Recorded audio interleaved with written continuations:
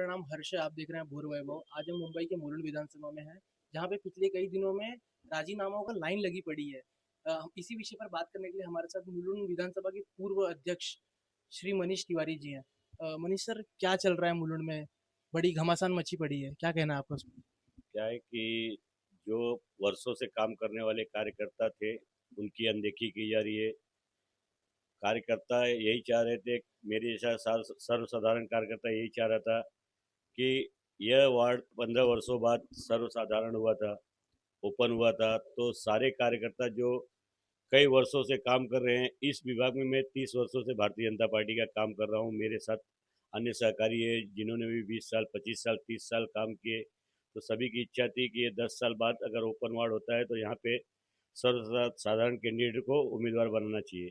लेकिन ऐसा ना होते हुए ओबीसी को कैंडिडेट बनाया गया, जिसके वजह से भारी लोगों में नाराजगी है। और यहाँ पे हमने इतने काम किए हैं कि आज हमको लोगों के पास जाकर बताने में भी तकलीफ हो रही है कि भाई आपका टिकट क्यों कटा, आपको उम्मीदवार क्यों नहीं बनाया गया। वर्षों से इस समाज में, इस परिसर में लोगों की सेवा की है, फिर भी अदर कैंडिडेट को लाकर दे दिया गया है। तो लोगों को फेस करना तकलीफ का विषय बन रहा है। लोगों के पास जाने के बाद या तो वो रो दे रहे हैं या तो हम रो दे रहे हैं। तो उससे बेहतर समझ के मैंने सोचा कि मैं मेरे पद से राजीनामा दे दूं, ताकि मुझे कोई शिकायत नहीं रहे और मैं पार्टी का नुकसान न कर पाऊं। इसलिए मैंने अपने पद का राजीनामा दिया। सर, अभी आपने राजीनामा दे दिया, तो आगे की आपकी रणनीति क्या रहेगी? आगे की रणनीति यही है कि मैं पार्टी के जो कैंडिडेट है उसका नुकसान नहीं करूं, लेकिन जनता बहुत ही यहाँ पे नाराज है। और मैं यही चाहूँगा कि अब पार्टी को हम जैसे अच्छे कार्यकर्ताओं की कदर नहीं है तो बस घर पे बैठ के जय श्री राम करना चाहिए। सर, आप मुलुंड विधानसभा के अध्यक्ष रह चुके हैं। 103 विधान आपका जो प्रभाग नंबर है, उसमें कुछ अजूबा सा देखा गया है।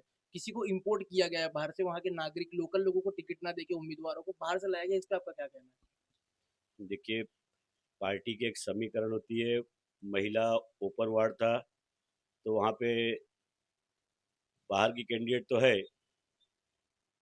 अब वो कैसे हुआ, क्यों हुआ, उसका तो मैं डिटेल नहीं, क्योंकि मैं 2-4 दिनों से मैं खुद ही इस विषय पे ज़्यादा ध्यान नहीं दे रहा हूँ। मैं खुद ही बस प्रभु का श्री राम जी का नाम ले रहा हूँ।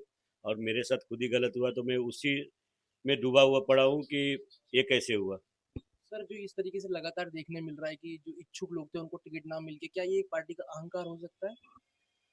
पार्टी का अहंकार नहीं होता है, लेकिन कुछ लोग जो चयन में जो भाग लेते हैं, तो उन्होंने किस तरह से कार्यकर्ताओं के बारे में विचार रखा और कार्यकर्ताओं का क्या निर्णय लेने का उन्होंने फैसला किया, इस तरह की गलती हुई होगी। अब बीएमसी चुनाव में आप भाजपा को कहाँ देखते हैं? देखिए, मैं भाजपा का, जब मेरी उम्र 17 साल थी तब से मैं भारतीय जनता पार्टी का काम कर रहा हूँ।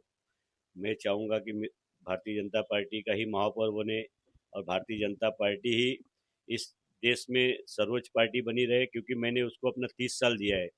एक बार मैं रूठा हूँ, नाराज हूँ, मैं गलत नहीं कर सकूँ, इसलिए मैंने पार्टी के सारे पदों से राजीनामा दिया है।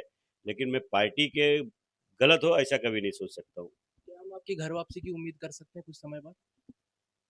देखिए, मैं अभी इस स्थिति में नहीं हूँ। मेरा यही है कि मैं जब लोगों के पास जा रहा हूँ तो लोग गलत गलत बातें कर रहे हैं। लोग जो जो उम्मीदवार है उसके बारे में गलत गलत बातें कर रहे हैं और आपको नहीं दिया। तो लोग जो बोल रहे हैं वो मैं सुन नहीं पा रहा हूँ और मैं उनको कोई जवाब दे नहीं पा रहा हूँ, इसलिए मैंने अपने पद से राजीनामा दिया है। धन्यवाद मनीष। मनीष जी ने कहा है कि वो पार्टी का नुकसान बिल्कुल नहीं चाहते हैं और वो लगातार पार्टी के साथ जुड़े रहेंगे आगे भी। धन्यवाद।